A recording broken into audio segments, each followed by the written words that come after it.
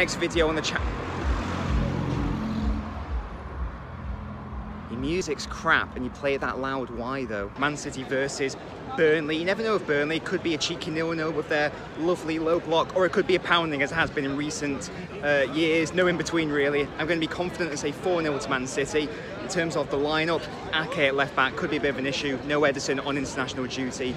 Hopefully the team can cope. It's only Burnley after all, we'll have to see, won't we? Fury as well. What do you make of British boxing? I'm very excited. Going left, going left. See if I'll line up on that side.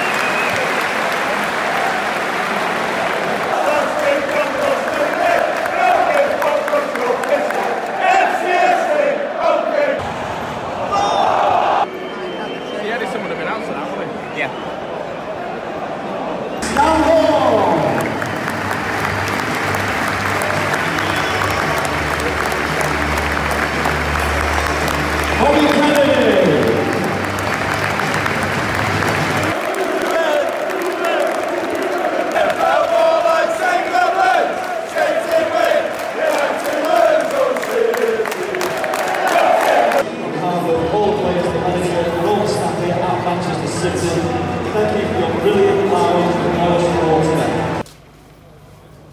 Man City have beaten Burnley 2-0. Relatively comfortable performance by City overall. Not the best performance, not the most inspired stuff to watch from an entertainment point of view. Burnley played how I'd expect them to play. Everyone behind the ball, low block, defensive, tricky to get balls through. City forced wide, City forced to put in crosses that were never going to work. Very fortunate to get the early goal actually, because with these sorts of games it's either normally a thrashing or a very cagey 0-0 or a 1-0. First goal, brilliant stuff from Foden, gets a shot in, Bernardo taps it in. He was great by the way, Bernardo today. And the second goal came from, again, just putting it into the box, see what happens. Second ball, De Bruyne hits it first time. That's what City needed, just someone to hit it first time pretty much. Let's move on to the player ratings and ranking the away support. This is what we do. I didn't go to the Southampton game, I was on holiday, but my family who did go, they gave them a 5 out of 10. Burnley fans today, I thought were poor, 4 out of 10. It's Burnley, it's Manchester, it's a relatively short distance to be able to travel. I understand that Burnley don't have the biggest fan base, but from an away fan perspective, they didn't sell any of the top seats, so that was occupied by City fans today. It was only the bottom bit, and that's fine normally, but the fact that I could barely hear them, maybe once or twice throughout the game, but apart from that, couldn't really hear Burnley fans, so it's going to have to be a 4 out of 10. Then the player ratings, starting in goal, Stefan, 8 out of 10. Didn't have much to do apart from that one save in the first half, 1-0. I think it was Cornet who went through. Leon, nightmares for City at that point. Should have scored, better player scores that, but Stefan made himself big, good save, so he gets an 8 for that. Didn't really have much to do for the rest of the game, so fair enough. Cancelo is brilliant. Offensively. Defensively, he is still a bit suspect. I maintain that. At right back, Walker is a better defender than Cancelo. I also think that Walker's got a slightly better attitude. Cancelo gave the ball away a couple of times today, and every single time he did this sort of thing, rather than just getting stuck in, realise he made a mistake, getting back and helping out the team. So I think that needs to change for me to be convinced he deserves to play over Kyle Walker week in, week out. Stones Laporte, thought they're both very good. I'll give both a 7. Cancelo a 7 as well, by the way. As much as I just criticised him then, he was very good offensively. Ake, he was the potential issue at the back, left back, you know.